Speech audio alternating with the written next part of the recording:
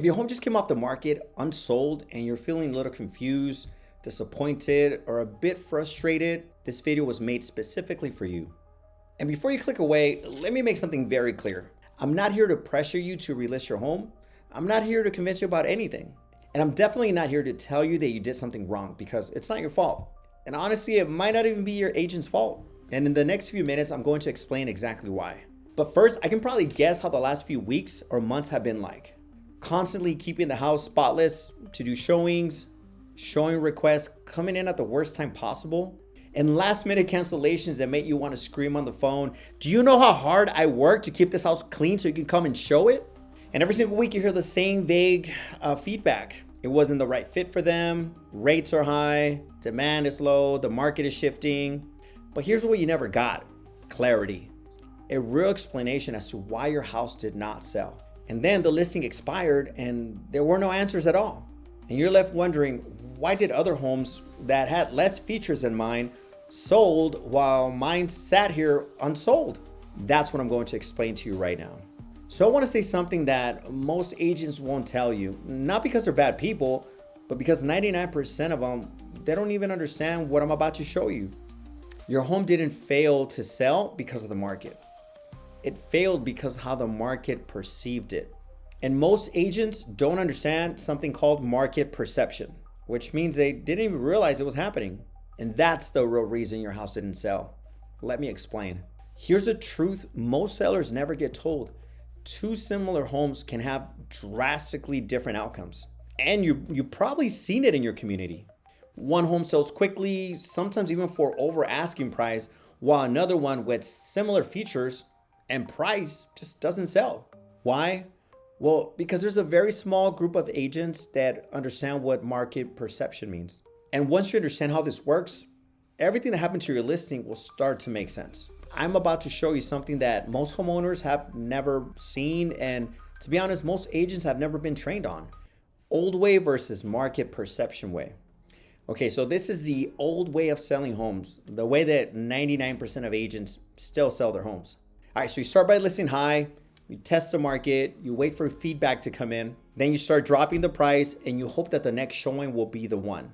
And if it doesn't work, well, you keep dropping the price until you find that buyer that is willing to buy your house. When I use market perception to my client's advantage, the home just doesn't sit on the market attracting tire kickers and lowballers. In many cases, they sell faster, with less stress, and sometimes even for above their asking price.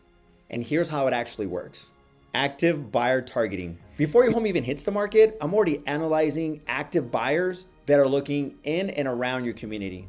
And I'm not talking about like buyers from 6 months ago. I'm talking about current buyers that are actively looking. I study their demographics, behaviors, expectations, and what they're willing to pay. And that tells me exactly who the home should be marketed to. And when you ask agents what they're gonna do to market your house to specific buyers, they're gonna give you vague cookie cutter answers like social media marketing, professional photography, websites, but never anything specific. Next, I'll audit supply and demand. Most agents will just glance at old comps and kind of guess a price. A real supply and demand audit will show you exactly where the opportunity is and what's gonna make your house the obvious choice instead of just making it another option. And then I take that information that I have and conduct a property positioning inspection. If you ask most agents what a PPI is, they'll have no idea what you're talking about. This is where I personally tour and analyze every home we're gonna be directly competing against in your community so we can get the following information: pricing strategy, time on the market, buyer activity, features and condition. And then I'll show you exactly how these factors will impact the strategy that we'll use for your home. The next is price bracketing. And just think about how most buyers look for homes online. They're not gonna search for exact ranges like 374,000 to 398,000.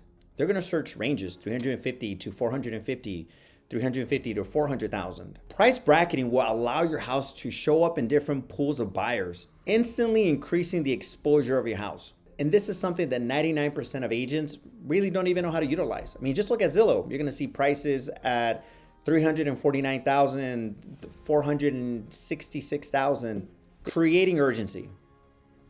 All right, so now this part is critical. Most agents will just allow unlimited showings at any time of the day without any structure. To sell for a premium, you have to create urgency among buyers. Here's an example of how everybody understands how urgency works. So just imagine you're on a road trip. You're super exhausted. You're down the freeway and you see a hotel that says vacancy. You stop and request a room and they tell you there's only one left and it's a king size and it has a jacuzzi. You're thinking that's a little bit more than I wanted to spend. But as you're pondering if you should jump back into the freeway and try your luck and hope that there's another hotel with a vacancy, you see 3 people walking into the lobby looking for a room. Immediately before they get close to the counter, you're gonna scream at the person and say, I'll take the room. Now, why did you take that overpriced room? Because of urgency. And that's exactly how I approach selling homes. And using strategies like control showings, big events, social proof is how I create buyer urgency. Basically competition instead of chance. And when buyers feel urgency, they're willing to act fast and sometimes pay more. Now, whether you relist your home or not, it's completely up to you. You should never relist your home without truly understanding what is going to be done differently to sell your house the second time. And if an agent can't clearly explain that, that means that nothing is going to change. And by now, you probably can clearly see why things that should have happened didn't. If after watching this video, you feel there's value in having a conversation about what kept your house from selling and how we could apply these strategies to actually get your house sold, I'll be more than happy to talk to you. No sales pitch, just a real conversation just to help you get answers. And if you'd like to do that, just click on the link below and schedule a 30-minute call so we can have a quick conversation. And if not, I hope this video at least gives you clarity and it helps you understand what can be done differently moving forward. Either way, I wish you the best and whatever you decide to do.